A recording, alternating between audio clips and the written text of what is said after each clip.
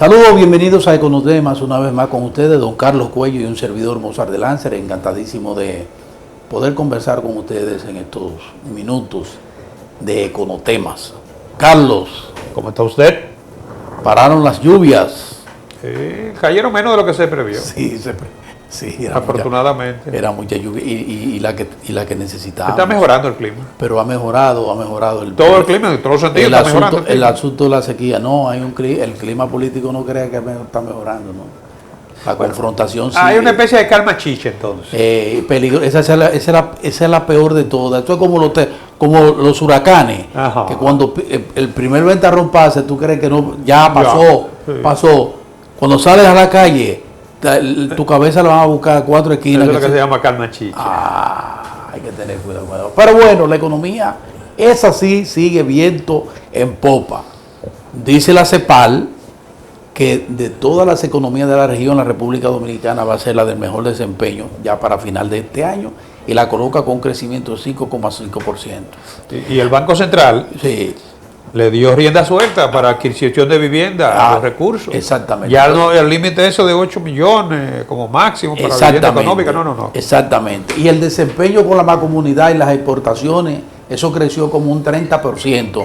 Las exportaciones hacia los países del Caribe por parte de la República Dominicana, que mantiene el liderazgo, la economía más grande del Caribe, y eso también, de eso vamos a hablar. Pero también hubo un decreto importantísimo que se emitió el pasado viernes, y es mediante el cual se crea el reglamento sobre el régimen simplificado de tributación, que no es otra cosa que quitar uno de los grandes escollos de la micro y pequeña empresa, como es el anticipo, y además darle un respiro a las empresas que generan ventas hasta 40 millones de pesos. Diga usted que generamos. Exacto. O la suya sobrepasa eso. No, la mía, sí. Pero de eso usted sí sabe de eso. Es de eso que vamos a hablar ahora en Econotema. Vamos a la pausa y volvemos.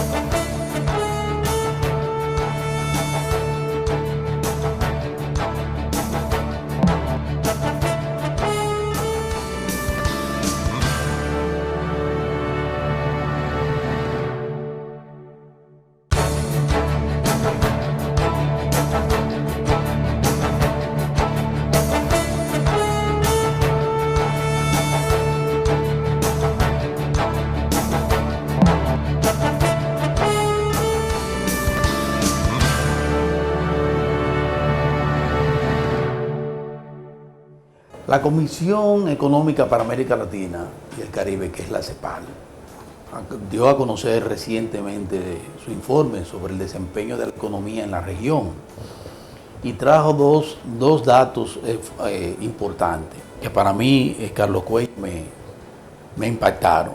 Por un lado, la situación de la mayoría de los países de América Latina, la desaceleración hasta casi alcanzar el retroceso absoluto de recesión. La recesión. En algunos casos es recesión. Es recesión, porque lo que ha pasado con Brasil, con apenas 0,8% de crecimiento, menos de 1%, la octava economía, lo que fue la octava economía del mundo. Miren la situación que está. Lo de Argentina ha habido una debacle total. Ni hablemos de Venezuela. No, eso sí que... Hablemos de Venezuela porque eso es un desastre absoluto y sin perspectiva. Más del 30% de caída en el producto. Y sin perspectiva. Y usted sigue registrando todas las economías de la región y usted va a ver que la situación es de pronóstico reservado. Todos impactados por situaciones internas en cada una de ellas, por falta de previsión, por mal desempeño de sus autoridades o por efectos internacionales que han incidido también y para los cuales ellos no se prepararon. En el caso de la República Dominicana, que es lo positivo, la República Dominicana presenta la robustez de su economía, con 5,5% de proyección de crecimiento hasta final de año, la que más va a crecer, pero encima de eso, el componente importante que digo yo, y es que de cómo las autoridades monetarias y financieras de la República Dominicana se han preparado, han ido un paso por adelantado a la situación de los posibles efectos y el impacto de los efectos internacionales, como es el caso del petróleo, la guerra comercial, el Donald Trump de por sí es un solo caso, y la debacle que ha pasado en América Latina. ¿Tú cómo lo ves, Cuello? Mira, ese reporte de la CEPAL es un informe anual que ellos presentan acerca del desempeño económico de las economías de la América Latina y el Caribe. Antes ellos entregan en diciembre lo que es el informe preliminar, con proyecciones, porque todavía el año no ha terminado. Ya este es un documento elaborado con el resultado del año 2018. Exactamente. Y ese documento es importantísimo. Está en la página web de la CEPAL, ¿no? En él se presenta un crecimiento para la región en su conjunto de 0.5 a la baja completamente. ¿Ustedes están oyendo? Al comenzar el año, y la semana pasada comentábamos también la proyección la semana pasada, claro que sí, con el Fondo Monetario Internacional. Claro, que más 8 décimas a lo del fondo. 0.6, la CEPAL 0.5, sí, pero a la baja. Todavía en abril, la CEPAL al iniciar el año era 1.2. 1.2, o sea, exactamente. Lamentablemente se han y el fondo más o menos también andaba por ahí. Van por ahí más o menos.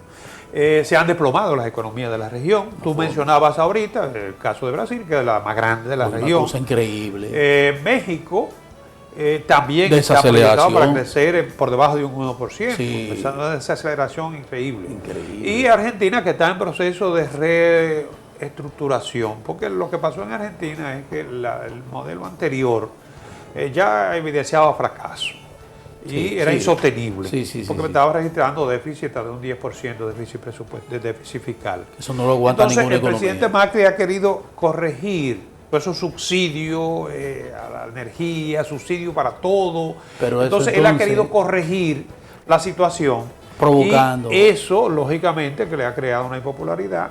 Y también la economía se ha visto en la necesidad de soportar, ¿no?, lo que es una baja en su crecimiento. Sin embargo, con el apoyo del Fondo Monetario Internacional, parece que ya el tipo de cambio comienza a ceder, y la inflación también.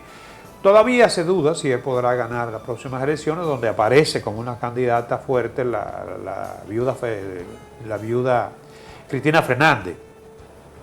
Pero hay que esperar. Hay que esperar. En el caso de los países de la región centroamericana y caribeña, que es donde estamos nosotros, el crecimiento proyectado siempre ha sido mejor, en torno cercano a un 4%, excepto Nicaragua, que lamentablemente, yo creo que esto es un dato muy importante. Pero ese es el factor. No estoy diciendo que los gringos sean cosas buenas, pero un enemigo del que tú sabes que puede derivar ventaja, yo creo que tú no debes desafiarlo. Sí.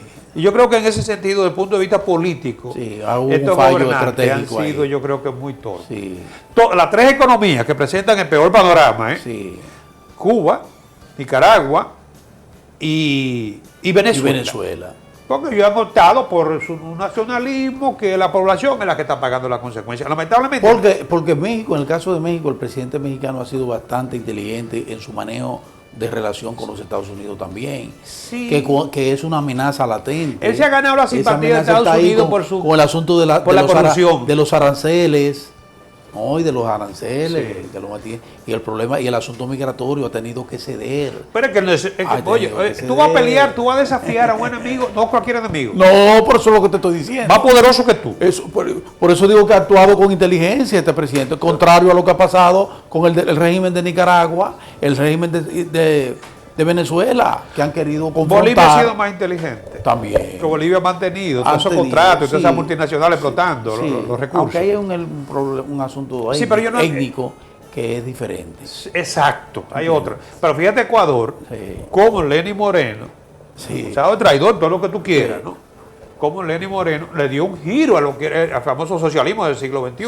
Sí, pero la economía también está ahí con dificultades. Bueno, es que tú heredas cosas, ¿no? Sí. Pero necesitaba un giro la economía. Lo importante es que nosotros sí hemos manejado con Entonces Centroamérica, proyectado con un crecimiento entre 3 y 4, nosotros 5.5. Sí.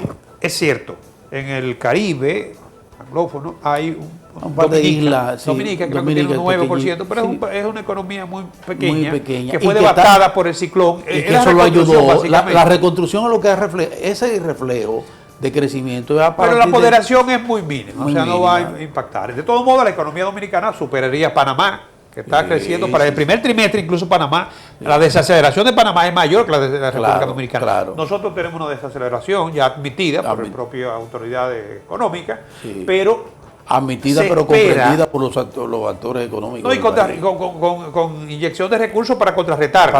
Se espera que en este segundo semestre haya una recuperación, una mejora, sobre todo con los recursos liberalizados y con lo que anunció recientemente el Banco Central. Así es. De que la parte que estaba contemplada para vivienda, más la que se le adicionó, ya no va a establecer un límite que era de 8 millones para vivienda económica. Exacto. Eso se espera que vaya a dinamizar más. Pero además, el Banco Central redujo la tasa de política monetaria, anticipándose a la reducción que hizo la Reserva Federal de los Estados Unidos. Exactamente. Por eso digo que vamos un paso adelante.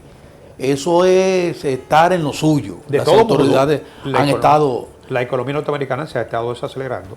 Y todas las economías de la región, que de alguna manera u otra presentan X resultados, están muy condicionados al comportamiento de la economía norteamericana, que es la locomotora que mueve todas las economías. Claro que sí, esa es la realidad. Bueno, pero ese es el cuadro. República Dominicana felizmente se mantiene sólida con 5.5, eso es importante. Liderando. A final del año, sobre todo un año que hemos tenido dificultades internas, asuntos políticos, electorales, el asunto con el... Pero la estabilidad macroeconómica se ha mantenido. La estabilidad se ha mantenido. Afortunadamente. Y la proyección es buena, de 5.5. Vamos a ir a la pausa y entonces regresamos con otro tema de mucho interés.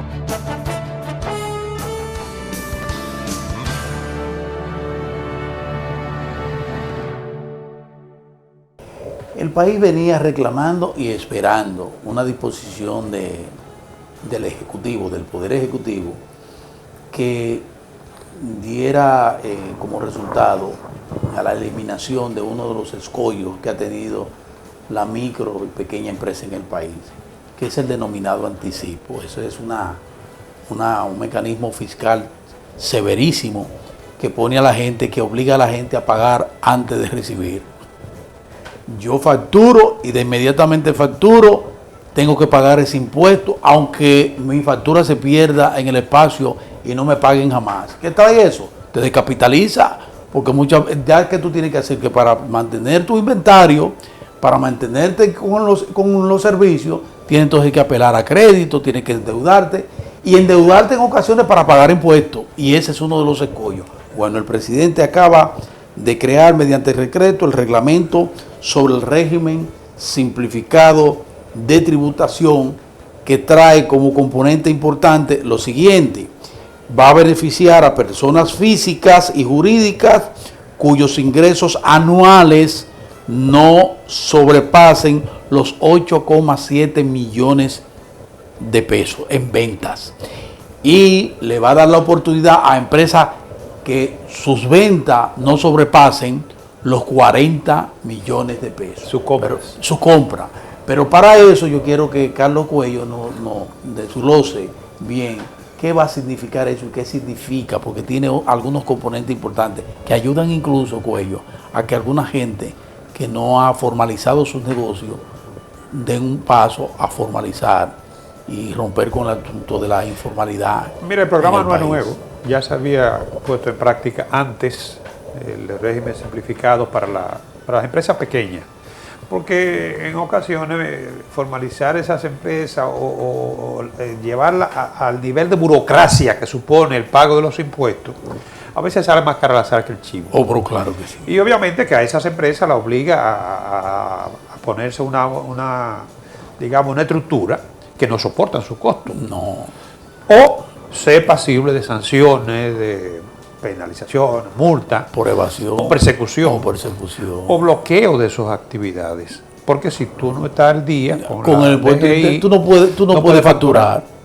Tan sencillo como aunque es. te den negocio, tú no puedes No puede. aprovechar los negocios. O sea, te cierran el paso. Exacto. Entonces, en definitiva, la burocracia está limitando lo que es el desarrollo de esas empresas. Tú hablas del anticipo, pero también está el ITEVI, que tú lo facturas, no te paga el que tú le facturaste, pero tú tienes que pagarlo. Pero lo pago yo. El día 20, más tardar el mes siguiente. Y si no lo pago, tú sabes No, lo que significa. una penalidad. Una penalidad. Primero recargo. Sí. Y después te pueden bloquear los comprobantes fiscales. Y ya tampoco tú puedes facturar porque el que te acepta una factura Escuchen lo tuya. importante que es eso. Escuchen bien. Entonces, eso se estaba abogando porque se planteara, Se reglamentara, que se hiciera un reglamento. Hubo un mal uso en la experiencia anterior, porque aquí todos lo cogen, lo dañamos, ese es uno de los problemas. ¿Cuál fue el mal uso? Gente que se acogió a esa característica o que simplemente fraccionó sus empresas para no pagar el impuesto. Entonces ahora hay un reglamento, ¿no? Sí, hay un reglamento. Muy claro. Se ve bastante de quién claro. La renta tiene que aprobarlo antes. Sí. Y las empresas, como tú bien decías, hasta 8.7 millones y o 40 millones de compras. No van a deducir el ITEVI, simplemente. Pero yo sé, eso de por sí es un gran respiro. La DGI tiene parámetros para poder ya estimar o cuantificar el impuesto que van a pagar. El hecho de que se va a pagar un anticipo, pero una vez al año, o sea que es muy diferente a tú tener que estar. Tú te ganaste $1 millón ahora. Y se supone que tú estás obligado a ganarte $1 millón el año que viene. Obligado. Y tienes que pagar entonces los impuestos. Porque lo contrario tienes que pagarlo sobre la base de que te ganaste el millón. Claro, que te lo va a ganar otra vez. De que te lo va a ganar otra vez. Y lo paga por anticipado. Exactamente. Entonces eso es... Oye, eso es una distorsión terrible. No, descapitaliza una pequeña empresa, pero ¿no? Claro sobre todo la pequeña, que es la que sí, más lo siente. Sí. En principio es un impuesto irracional. Y odioso. Odioso. Sí, claro. Obstaculiza. Y va en contra del emprendurismo. Uno de los componentes terribles sobre el emprendurismo. No hay forma de que cualquier jovencito que se junta con otro jovencito y dice, bueno, esto que nosotros aprendimos, vamos a aplicarlo y vamos a poner una empresita. No, y de la expansión. Y del empleo. Se lo lleva. ¿Qué hace una pequeña empresa cuando puede hacer un pequeño ahorro? Comprar equipo, mejorar su capacidad de producción. Y eso te va a generar empleo. Exacto. A bajo costo. Exacto. Ese es otro componente. Entonces yo creo que va a tener un alto impacto sobre la pequeña y la mediana empresa. Naturalmente que en principio, supongo que habrán hecho la cuantificación, cuánto va a representar eso en términos de sacrificio fiscal. Un sacrificio fiscal que es justificado, porque cuando aquí se habla de sacrificio fiscal, yo creo que eso se justifica en base a los incentivos a las grandes empresas. La pequeña lo necesita más. Entonces hay que cuantificar el sacrificio fiscal, porque en algún momento, ya esta administración no lo va a hacer, pero hay que abocarse a hacer una reforma fiscal integral. Quizás eliminar toda esa fuente pequeña. Yo voy más allá, mira, voy más allá. Ahora que tú dices del asunto de los alcances que pueda tener y para el fisco. Sí, porque va a tener un impacto. ¿Cómo va a impactar? Pero yo creo que ya eso se estudió. Eso se estudió. Como se estudió también la posibilidad de decretar una amnistía fiscal a esos niveles. Eso también podría compensarse, porque la amnistía de inmediato va a compensar, va a poner a gente que está a pagar. Esa experiencia ya se tiene. Ese complemento de esta disposición que es tan positiva debe llegar también. Eso debe venir de la mano. Porque la renta una amnistía, pero a ese nivel. La renta va a aprobar, No es tú el que, porque tú eres, digamos, pequeña. No, porque eso está claro. No, pero no es porque tú eres pequeña, tú vas a dejar de pagar. No. Tienes que solicitarlo. Solicitarlo. Si cuando tú lo solicites, tú tienes una situación, tú tienes que normalizar tu situación anterior. Sí. Porque no es tampoco, la amnistía se da condicionada. Sí, se da. Entonces, pero eso va a tener un impacto sobre las actividades de la pyme, sobre todo. Y va a favorecer al mismo fisco. Es que el solo hecho de simplificar la tributación. Porque aquí te lo ponen difícil hasta para pagar. Reducir la burocracia. Todo eso va a contribuir, sin lugar a dudas. Eso es así. Y va a estimular la creación de negocios pequeños. ¿Va a estimular?